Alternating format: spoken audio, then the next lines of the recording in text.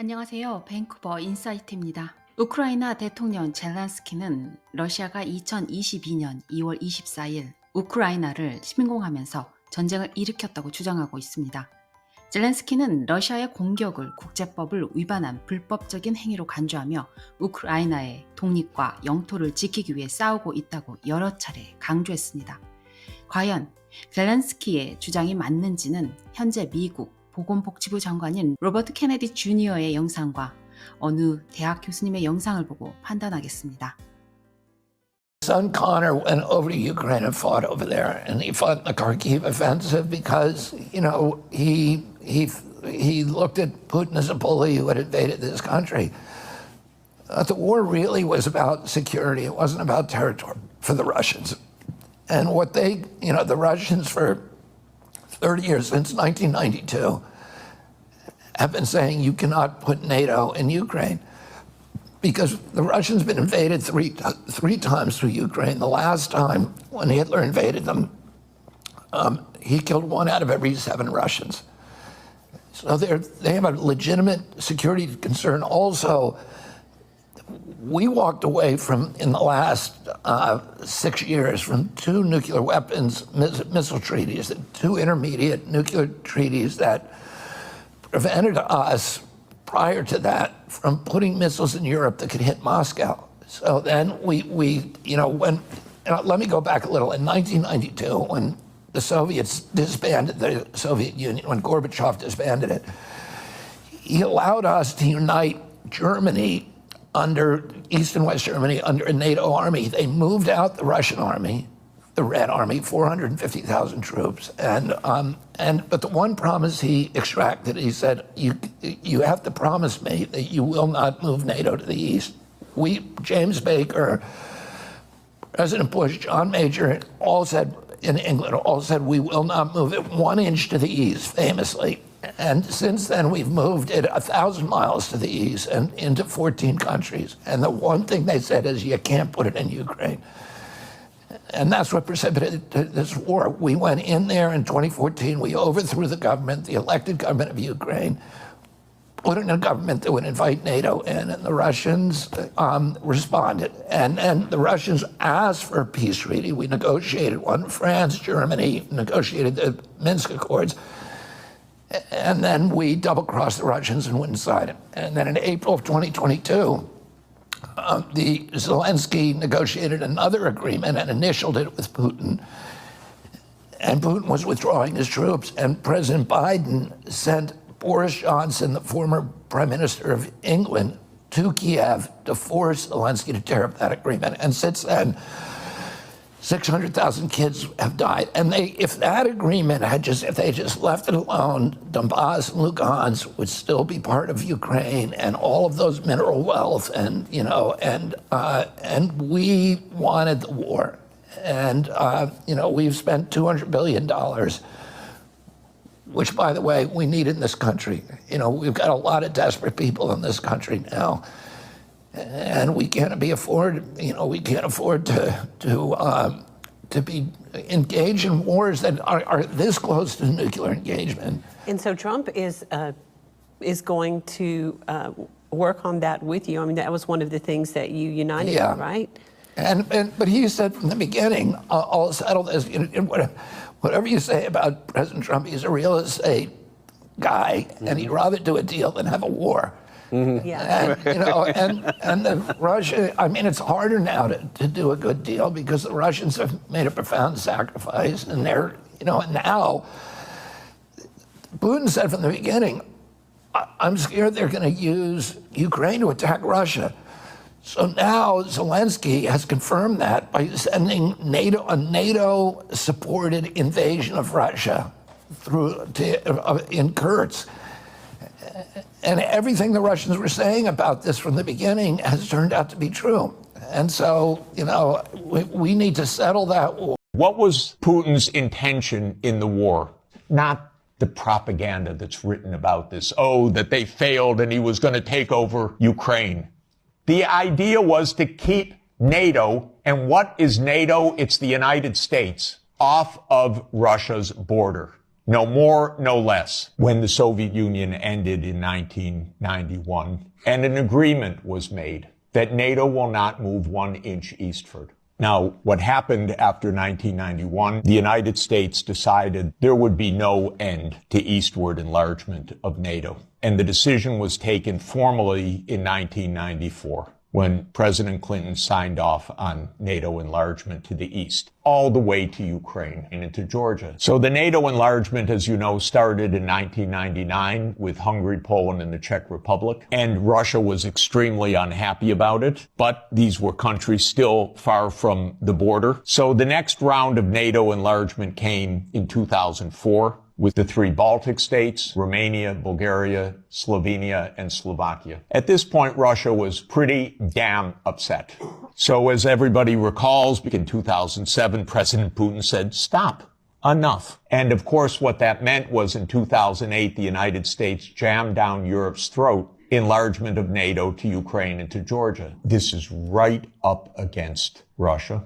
And Russia protested because if Russia decided to have a military base on the Rio Grande or the Canadian border, not only would the United States freak out, we'd have war within about 10 minutes. And a month later, a war broke out. That gets Georgia destroyed. And starting in 2010, the U.S. put in Aegis missile systems in Poland and then in Romania. And Russia doesn't like that. In 2010, Viktor Yanukovych was elected on the platform of neutrality. Russia had no territorial interests or designs in Ukraine at all. What Russia was negotiating was a 25-year lease for Sevastopol naval base. That's it. Not for Crimea, not for the Donbass, nothing. In 2014, the U.S. worked actively to overthrow Yanukovych. Everybody knows the phone call by my Columbia University colleague, Victoria Nuland, and the U.S. Ambassador Peter Piot. Listen to it. It's fascinating. I don't think Cleach should go into the government. I don't think it's necessary. I don't think it's a good idea. I think Yats is the guy who's got the economic experience, the governing experience, and, fuck the EU. No, exactly. And I think we've got to do something to make... You don't get better evidence. Then came Minsk, and especially Minsk II. It said there should be autonomy for the Russian-speaking regions in the east of Ukraine. It was supported unanimously by the UN Security Council. The United States and Ukraine decided it was not to be enforced. There were many thousands of deaths in the shelling by Ukraine in the Donbass. And one of the issues on the table in December 2021, January 2022, was, does the United States claim the right to put missile systems in Ukraine? And Blinken told Lavrov in January 2022, the United States reserves the right to put missile systems wherever it wants. So the war started. What was Putin's intention in the war? It was to force Zelensky to negotiate neutrality. And that happened within 7 days of the start of the invasion. Ukraine walked away unilaterally from a near agreement. Why?